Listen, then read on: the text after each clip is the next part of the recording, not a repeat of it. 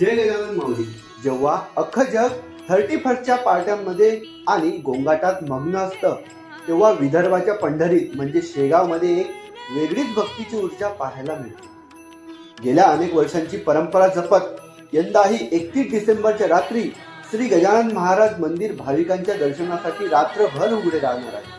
सरत्या वर्षाला निरोप आणि नवीन वर्षाचं स्वागत गणगण गणात बोतीच्या गजरात व्हावं या भावनेने लाखो भक्त शेगावमध्ये गर्दी करतात. इथली शिस्त आणि माऊलींच्या दर्शनाने मिळणारी शांतता शब्दात मांडणं कठीण असतं. गर्दीचे नियोजन आणि भाविकांची गैरसोय टाळण्यासाठी शेगाव संस्थान सज्ज आहे. नव्या वर्षाचा पहिला श्वास माऊलींच्या चरणी घ्यायला तुम्ही येताय ना? मग यंदाचा तुमचा 31 डिसेंबर कुठे असणार? शेगाव की इतर कुठे?